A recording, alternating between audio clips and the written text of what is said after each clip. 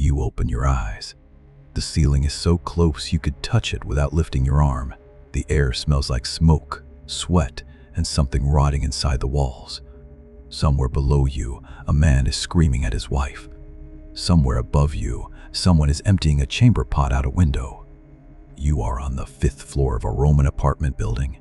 In about 3 hours, it will probably catch fire. Welcome to Rome, the greatest city on earth. Population 1 million, murder rate staggering. Life expectancy if you are poor, about 30 years. And you are very, very poor. The building you live in is called an Insula. It is 6 stories of timber, brick, and desperation. The ground floor has a bakery and a cloth merchant. The higher you climb, the cheaper the rent, and the more likely the floor will collapse under your feet. Your room has no running water, no toilet, and no glass in the window. A wooden shutter keeps out the rain. When it is hot, you leave it open and listen to the entire neighborhood fight, eat, and die. You climb down the stairs in the dark. There are no lanterns in the stairwell. You know the steps by memory because 2 months ago a man fell and broke his neck on these same stairs and nobody moved the body for 3 days. On the street, the air hits you like a wall. Human waste, animal dung, rotting food, and smoke from 1,000 cooking fires. The gutters in the center of the road carry a slow brown river of everything the city wants to forget. You step on the raised stones that serve as a crosswalk. The stones exist because the streets are too filthy to walk through.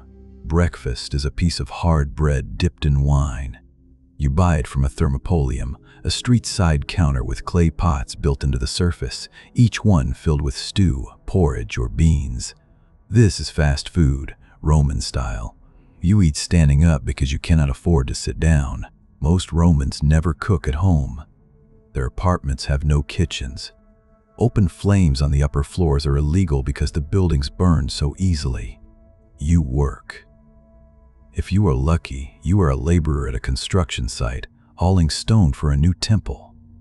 If you are unlucky, you clean the public latrines. A row of stone seats over a flowing channel of water, where 20 Romans sit side by side with no dividers, no privacy, and one shared sponge on a stick to clean themselves. The streets are chaos. Carts are banned during daylight hours, so everything moves on human backs. Porters carry amphorae of wine, baskets of fish, bolts of cloth. A litter passes. A wealthy woman carried by 4 slaves, curtains drawn so she does not have to see you. A funeral procession blocks the road. Professional mourners wail for money. You wait. By noon, the sun turns the city into an oven. The narrow streets between the insulae trap the heat. The stench rises. Flies swarm over the butcher stalls. You pass a wall covered in election graffiti and crude drawings. You pass a temple where priests are cutting the throat of a goat. Blood runs down the marble steps and into the gutter, mixing with everything else. You hear the roar before you see it. The Colosseum. 50,000 people are watching men kill each other for entertainment. Entrance is free. The emperor pays for the games to keep the population docile. Today it is gladiators. Tomorrow it might be condemned. Criminals fed to animals. You do not go inside. You have seen enough death on the streets. The one mercy of Roman life is the baths. For the price of a small copper coin, less than a loaf of bread, you can enter a building the size of a cathedral. Heated pools, cold plunge pools, steam rooms, exercise courts, libraries, gardens. The baths are the great equalizer. Senators and slaves wash in the same water, but the water is not clean. There is no chlorine, no filtration. 1,000 bodies pass through the same pools every day. Skin diseases spread freely. Open wounds become infected. You scrape the dirt from your skin with a curved bronze tool called a strigil. You do not use soap. It has not been invented yet. Olive oil is rubbed on your skin, then scraped off along with the filth. The scrapings are collected and sold as medicine. Doctors are everywhere in Rome, and almost none of them know what they are doing. There is no medical licensing. Anyone can call themselves a physician.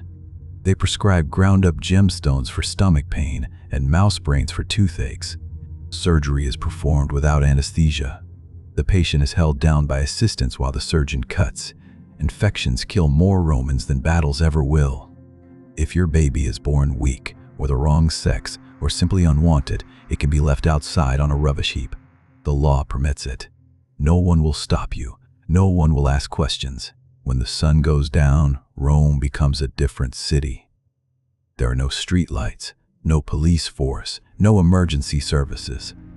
The alleys between the Insulae are so dark that you cannot see your own hand in front of your face. This is when the carts come. Banned during the day, they flood the streets at night. An endless thunder of iron wheels on stone that makes sleep impossible. Julius Caesar once complained that a man could not think in Rome after dark because of the noise. That was 100 years before your time, and nothing has changed. You walk close to the walls.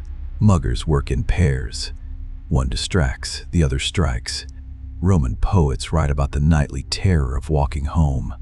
Juvenal, the satirist, warns do not go out to dinner without first making your will. He is only half joking. You climb back up to your room.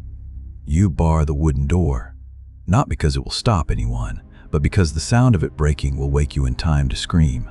You lie down on a straw mattress crawling with lice. The building groans in the wind. Somewhere in the city, another insula is burning. You can smell the smoke. The fire brigades are coming. Not with water, but with hooks to tear down the neighboring buildings before the flames can spread. You close your eyes. Tomorrow you will do this again, and the day after that, and every day until Rome either kills you or you are lucky enough to grow old. This is not the Rome of marble and glory. This is the Rome that 1 million people actually lived in. 1 million people. One day.